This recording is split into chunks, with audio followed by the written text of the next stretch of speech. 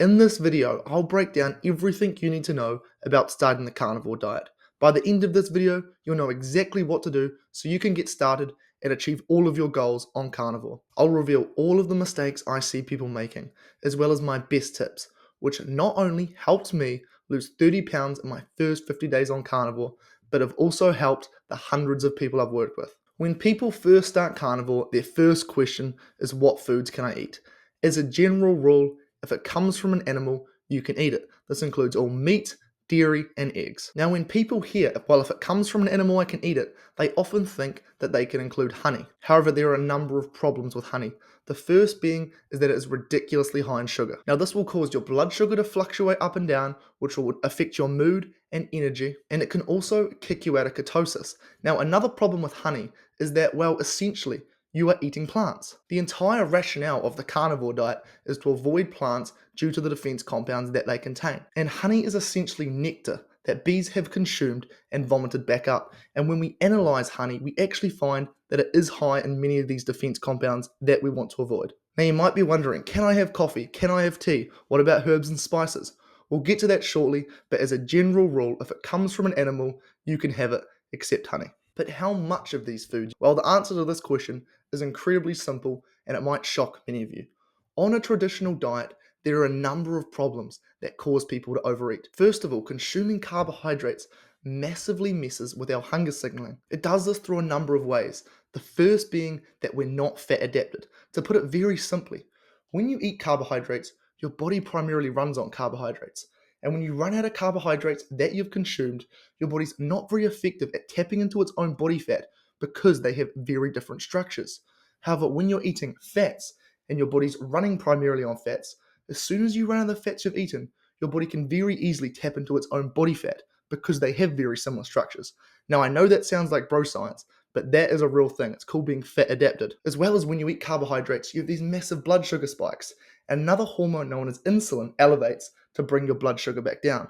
And the problem with this is when insulin elevates, it blocks another hormone called leptin. And the role of leptin is essentially to say to your brain, hey, we're full, we can stop eating now. Now, on carnivore, we don't have these problems. Our satiety regulates itself. And to make things even better, your metabolism gets faster. Now, a lot of people, they hear this and they think, no way a diet can speed up your metabolism. So how does this even work? Well, on a traditional diet, you eat these highly inflammatory foods. And what happens? Well, all your cells become decimated. They're absolutely destroyed. And what happens with this is, well, our cells are responsible for producing our energy. So when you have these inflamed cells, they're not very effective at producing energy. This is why the average person just sits there all day with absolutely no energy. And so when you eat the proper human diet in a carnivore diet, all of your cells heal and they produce way more energy. Talk to anyone who's been on carnivore for an extended period of time. They will tell you how much more energy they have. And what happens when you have more energy? Well, you talk with more animation.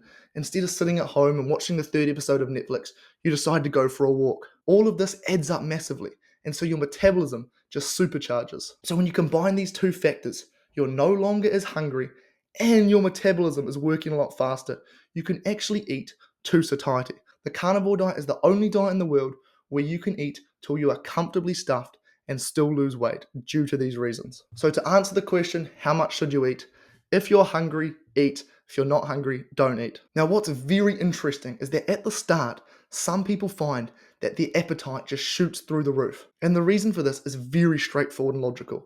Especially if you haven't eaten much meat in the past, many of your nutrient levels will be very low. Remember, there are many nutrients such as creatine, vitamin B12, choline that we can only get in sufficient quantities from meat. So what happens is you have all of these nutrient levels that are very low, and your body gets the taste of meat and all the nutrients that come along with it. And it's like, whoa, give me more of this stuff. So you get ridiculously hungry at the start. Now what happens is that these nutrient levels top up very quickly, usually within a couple of weeks, and your appetite will slowly start to decrease. And then in complete contrast, some people, especially if you've eaten lots of meat in the past, just find they go on carnivore and their hunger signaling sorts itself out straight away and they're just not hungry at all. However, what happens is that over time, your hunger signaling will regulate and you'll get to a healthy body weight without ever being hungry. Okay, so now you know how much to eat, but how fatty should the meat you eat be? A lot of people, when they first start carnivore, go crazy with it. They hear that you should be eating super high fat and that high fat is best. And whilst for the most part this is very true, What can happen is that at the start, you can have stomach issues if you just massively increase the amount of fat you're eating. For fat to be absorbed, it requires something called bile. But here's the thing about bile, is that it slowly upregulates. And so what happens is people go on carnivore and they're not producing much bile. They'll massively increase the amount of fat they're eating. But because this bile only slowly upregulates, they can't absorb this fat. And so what happens is that it just goes straight through them and they end up with diarrhea. Now, don't get me wrong, fat is incredibly essential. Our hormones are made from it, our cells are made from it, and it is our body's primary fuel source. But at the start, you do want to be careful, just massively increasing the amount of fats you're eating. I think as a good general rule, a good place to be at is 1 gram of protein to 1 gram of fat. However, do keep in mind that in 100 grams of muscle meat, there is about 20 grams of protein, whereas in 100 grams of fat, there is 100 grams of fat. So for a true 1-to-1 ratio, you need about 100 grams of fat to 500 grams of muscle meat. To make things simple, if you're buying ground beef, you want roughly 80-20, and if you're getting steaks, you want something that looks a little bit like what's on screen right now. Okay, but what about organ meat? I hear all these people online saying that if you don't consume organ meat, you're going to get all these nutrient deficiencies on carnivore, and that your carnivore diet just isn't going to be successful without it. This is complete nonsense. In fact, the majority of people on carnivore don't consume organ meat. In muscle meat, you can get every single nutrient you need in the perfect quantities. There is no nutrients in organ meat that you cannot get from the muscle meat. And in fact, the opposite is even true with organ meat. Having too much organ meat is incredibly toxic. Organ meat is incredibly high in vitamin A and copper. And so by consuming too much organ meat, you can find that you run into a number of problems. If organ meat tastes good to you, have some in small quantities, and if it doesn't taste good to you, you don't need to have it. Okay, so we don't need organ meat, but what about supplements? Many people think that on carnivore, you need to supplement with things like electrolytes and fiber. Let's really break this down. First, let's go with the easy one, fiber. Apparently, you need fiber to stay regular and that it's essential for health. Fiber is not an essential nutrient. In fact, we literally cannot break down fiber. However, here's what fiber does. It binds to many nutrients and prevents their absorption. It also damages our gut because, like I talked about, we literally cannot break it down. There is zero need for fiber in the human diet. There are hundreds of thousands of people at this point who have done the carnivore diet and they have no problem with constipation, which is allegedly what will happen if you don't consume fiber. You do not need fiber. And then let's look at electrolytes. Well, meat itself is actually surprisingly high in all the essential electrolytes. However, here's the thing. When you start the carnivore diet, your insulin levels are a lot lower. Like we talked about earlier, insulin is what brings your blood sugar back down once it spikes. Now, having less insulin is a good thing. However, another function of insulin is to help our kidneys retain electrolytes. So now because we have a lot less of it, our body is a lot less effective at retaining things like sodium, as well as the fact that because now you're on carnivore, you're not eating all these hyper-processed foods with ridiculous amounts of sodium. So when you combine these two factors, what can happen is that a lot of people at the start don't retain enough sodium, which leads to them getting dehydrated and having cramps and energy issues. Now, over time, your body gets used to this low carbohydrate state and it becomes a lot more effective at retaining electrolytes. However, when you first start carnivore, especially if you're used to having high levels of sodium, you do need to add quite a bit of salt to your meat. The general rule is to salt to taste. If it tastes good, that's your body's way of saying this is the amount we want. Now, like I said, over time, your body gets a lot better at retaining these electrolytes. So what you'll find is that you naturally crave a lot less salt. I remember when I first started the carnivore diet, I was putting so much salt on my meat that people were genuinely concerned about my health. Now, salt's not actually bad for us. There's zero evidence showing that salt's bad for us, and we just urinate out all the excess sodium from it. However, my point being is that at the start, I was consuming a lot. However, I just naturally found that over time, I'd put less and less on my meat. If I had one of those super salty steaks right now, it would taste terrible to me. Our taste buds are so incredibly intelligent and sophisticated, they know how much salt we need. And in fact, many people find that after long enough on carnivore, they stop consuming salt entirely. And as for other electrolytes such as magnesium and potassium, I personally find that nearly every single person, the amount that is in meat alone is more than enough. There are some companies that do unflavored electrolytes, but personally I don't think it's necessary for the vast majority of people. Maybe there are exceptions if you train a lot and you're super sweaty or you live in a very hot climate, but for most people, all you need to do is salt to taste. And remember, at the start, for the vast majority of people, it's going to be a lot more salt than you're used to having due to the fact that we're entering this low carbohydrate state. The first 14 days on carnivore is where people are most likely to quit, and there are a few reasons for this. The first being that some people get what is known as keto flu. Now, the person who named this wasn't feeling very creative. Essentially, what keto flu is it's a set of flu-like symptoms that you get when you are switching to a keto diet. And the carnivore diet, pending you're eating enough fat, is a keto diet. And so essentially how it works is your body's switching fuel sources. It's used to running on carbohydrates, but now it's switching over to fats. And during this transition phase, your body's a bit confused. You're not quite at the stage yet where you're effective at burning fat. And hence you get these set of flu-like symptoms. You just feel a bit tired, can have a headache. It usually doesn't last for more than 2 or 3 days. So the trick with that one is just to tell yourself, this isn't gonna last, this is all part of the journey, and you're gonna feel a lot better on the other side of it. Another issue that many people have, and I had this one, it wasn't very pleasant, and that is stomach issues. Like we talked about earlier, your body requires bile to break down fats. So now you're consuming way more fats, your bile hasn't upregulated, and it leads to all this fat not being absorbed, and it just goes straight through you. As well as the fact that your gut microbiome is just changing drastically. Your gut microbiome, the bacteria in it, is centered around what you eat. So if you have this gut bacteria that's centered around all these plants that you've been eating, and then you just do a complete 180 switch on it and you start eating meat, all this bacteria has to go somewhere, and again, it can just lead to diarrhea. Now, one thing that can make this worse is when you're having that rendered fat. You know what I'm talking about? Like when you cook mince and you have all that hot fat that comes out of it, that's what I mean by rendered fat. And the reason this is problematic as well, it's fat that's in its liquid form. Because it's in a liquid form, again, it just makes it harder for our body to absorb without the bile, which leads to a higher probability of it going straight through you. Now, like I said, I had this problem to a large degree. It might be TMI, but it almost put me off the carnivore diet. I remember one day I was just driving along the highway, minding my own business, trying to have a good day, and then just all of a sudden I was like, oh my goodness. I could feel my stomach was just, it wasn't in a good place. I had to get home as fast as I possibly could, and it just was not a pleasant experience. And if you've ever heard Joe Rogan talk about the carnivore diet, he experienced the same thing when he started. It's very common. I'd say roughly 50% of people get it. And like with the keto flu, if you do experience this, you've just got to say to yourself, this should only last a couple of weeks. Don't consume too much rendered fat. Don't consume too much fat as a whole when you're starting. Your body's just getting used to the changes. It's not a problem. Think about it like this. If you were carnivore your whole life and you switched to a vegan diet, you'd experience the same thing. So just give it time, get through it, and again, remind yourself, once you're on the other side, you're going to feel better in every single way imaginable. And then the final issue that many people experience is cravings. Now, there's no real solution to deal with cravings. Everyone gets them. It's basically impossible to not. All these hyper-processed foods are quite literally designed by teams of scientists to be as addictive as possible. They target what is known as the bliss point, which is the perfect ratio of fat, sugar, and salt. Now, when they hit this bliss point, it releases ridiculous amounts of a hormone known as dopamine, which essentially acts as our pleasure hormone. And because the human psyche is always either trying to avoid pain or seek pleasure, because this just gives us such a ridiculous amount of pleasure, when you've consumed this stuff, your brain can't help but think about it. However, here's the good thing.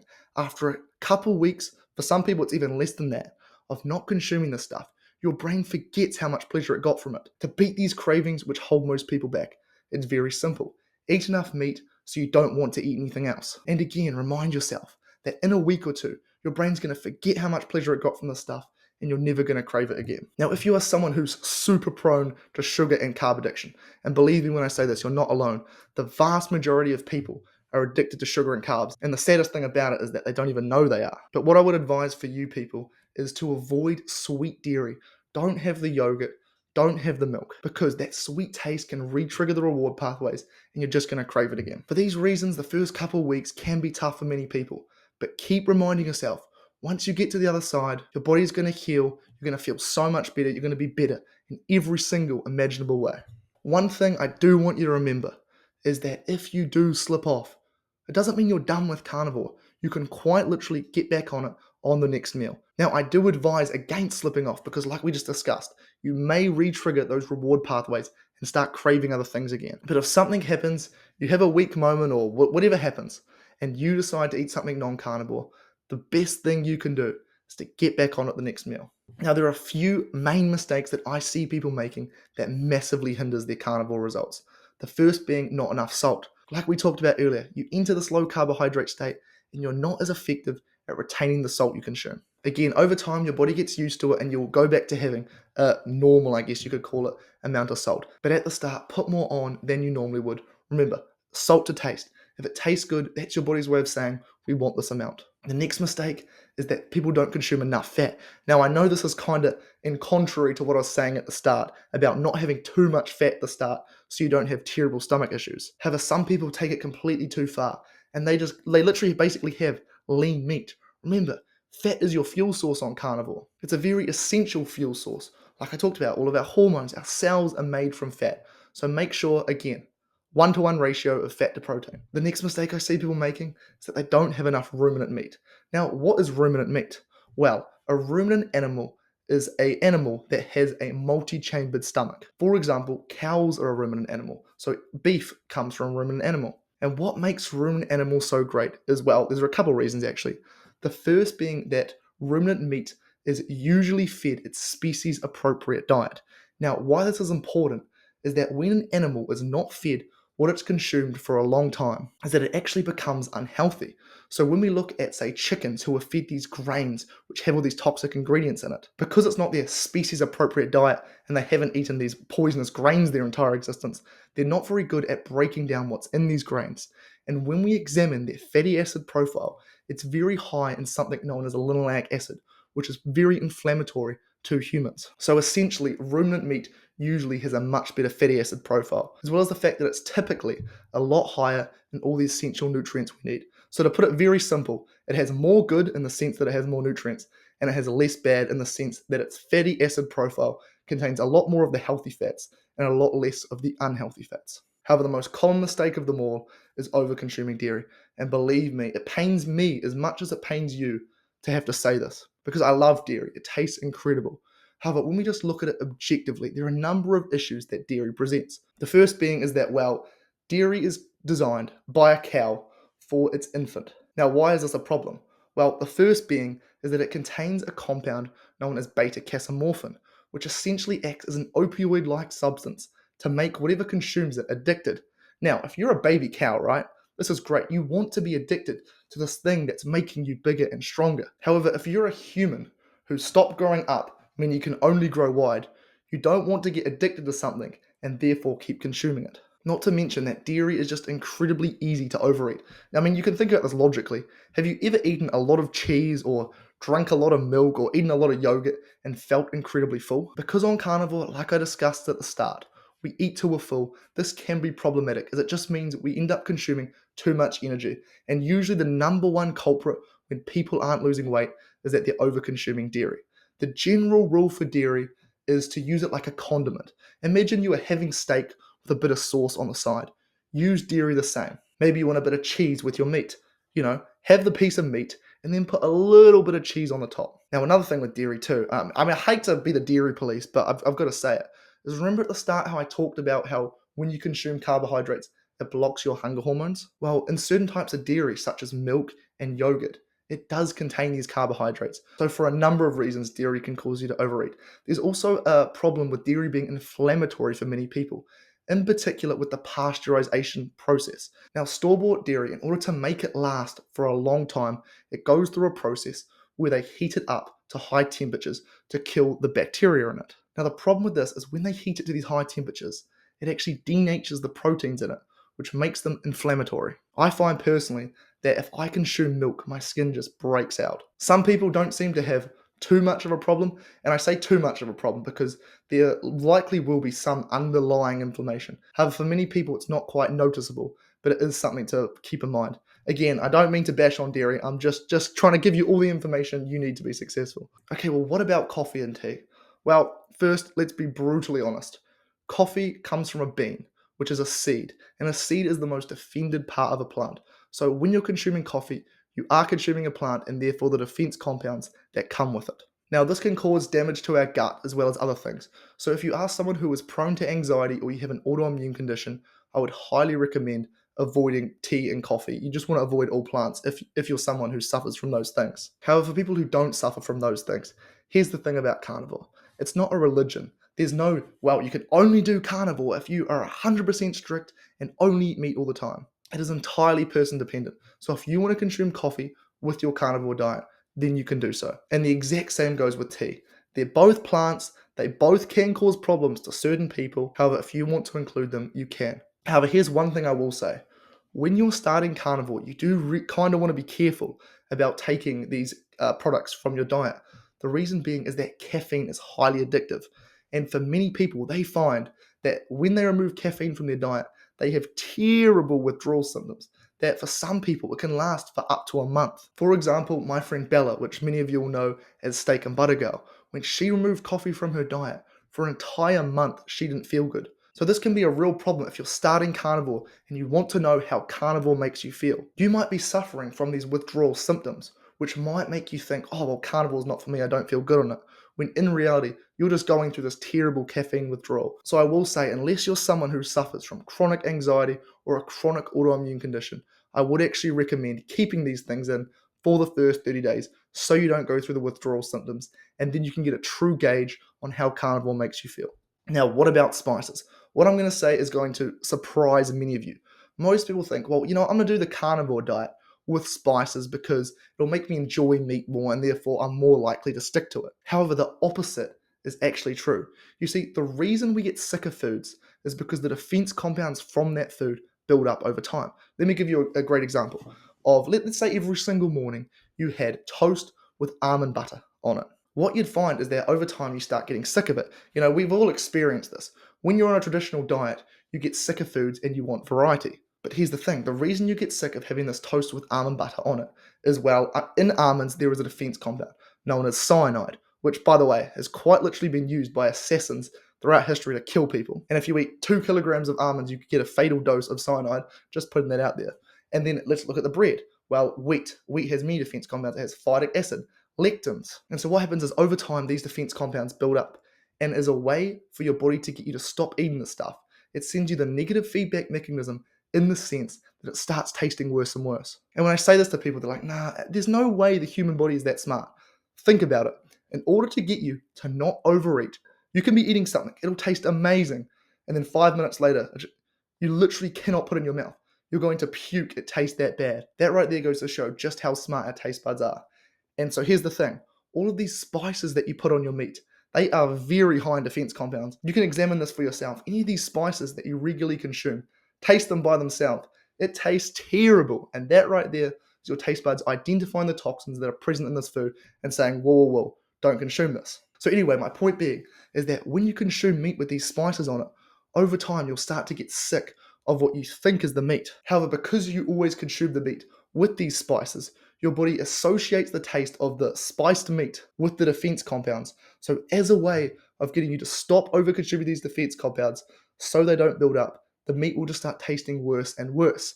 However, if you don't have these spices and you just salt your meat, what happens is that over time, meat starts tasting better and better. It's genuinely hard to comprehend. Most people think they need a diet with variety because they get sick of foods because of this defense compound buildup. However, what you'll find is that on carnivore, like I said, meat, like, it's kind of hard to comprehend until you've started it. Like, genuinely, the steak I had this morning was the best steak I've ever had in my life. And the second best steak I ever had was the one I had last night. Like, meat genuinely just starts tasting better and better because there are none of these defense compounds, and therefore you never get sick of it. Now, if you are someone who just doesn't like the taste of meat, which, I mean, there's probably something wrong with you, I'm only joking, but here's what I'd do. So first of all, you can use a little bit of dairy. Remember, like I talked about earlier, over-consuming dairy can be a problem. However, what you can do is put a little bit of dairy on your meat. That can make it more palatable. Or you can use the 3-meat trick. So essentially what you do is, instead of just having a steak for dinner, you divide your plate into thirds. And you have maybe steak, eggs, and then some chicken. Or you could have lamb, mince, and pork. Just by having this variety, it can make things seem sort of more normal. Because most people, they're used to having meals where they'll have a third of their plate vegetables, a third of their plate rice, and then a third of their plate meat. Well, at least I think. I haven't eaten like a normal person in a long time, but I'm pretty sure that's what they eat. But anyway, by dividing your plate like this, it just makes things seem more how you're used to, I guess you could say. Different meats, it sort of spices things up. Like I talked about, over time, you'll find that meat just starts tasting better and better. However, at the start, due to the contrast effect, in the sense that all these hyper-processed foods are designed to be as palatable and as tasty as possible. And then meat, I mean, objectively, it does have less flavor. So at the start, because you're used to this contrast, meat may not taste incredible. However, Give it time and it'll start tasting amazing, trust me. And if you don't trust me, which I mean, what's wrong with you? Why would you not trust a random stranger on the internet? Then trust the other hundreds of thousands of people who have done carnivore and say the exact same thing. Okay, so now you know everything you need to know in order to start the carnivore diet. Let's give you an actionable plan. It's very simple. Get your favorite cut of meat and cook it. And then when you get hungry later on, do the exact same thing. That's the thing about the carnivore diet. It's incredibly easy. Now, one thing I will say, however, is make sure it is fatty meat. Like we talked about earlier, a 1-to-1 ratio. A lot of people hear the word fat and get scared because, well, fat sounds like fat. But the thing is, nobody ever got fat from overeating fat. In fact, it wasn't until we started widely consuming carbohydrates and seed oils that people even started to get fat. The truth is, fat makes you feel full, so you don't overeat and therefore you don't get fat. Now, what I will say, however, is if you are someone who's consumed a lot of high oxalate foods, such as the ones listed on screen right now, then you may want to consider easing into the carnivore diet. The reason being is that you can experience something known as oxalate dumping. Now, oxalate dumping is just where your body dumps all of its oxalates. By the way, oxalates are a defense compound found in plants. And with oxalate dumping, what can happen is you can experience digestive issues, joint pain, as well as skin issues. So if you are one of those people, I would recommend halving the amount of plants you consume each week. However, like I discussed earlier, it can be very hard for a lot of people to do this because, wow, these foods are designed so that you can't moderate them, which is why I think it's best for most people to just jump into carnivore straight away and start eating only meat, eggs, and dairy. Also, one last thing. I forgot to mention earlier that it's completely normal on carnivore to only go number twos every few days or so. When you're on a traditional diet and you're consuming things like fiber, which like we talked about earlier, that we literally cannot break it down, you end up having lots of waste. Whereas on carnivore, there are zero toxins in your diet. Everything you eat, your body uses. I mean, meat, a very high percentage of it is water anyway, and the rest of it is just essential nutrients that we need. And so what happens is a lot of people find that they only go to the bathroom every few days. This does not mean you're constipated. Constipated means you feel like you need to go, but you can't. This is not a concern at all. In fact, it's a good sign that you're healthy. Anyways, best of luck on your carnivore journey. Earlier in the video, I discussed how there are some types of dairy that increase your appetite and how there are certain types of meat that are better than others. In this video here, I break this all down and rank every single carnivore food from best to worst. I think you'll find it very useful. Subscribe for more videos like this, and I'll see you next time.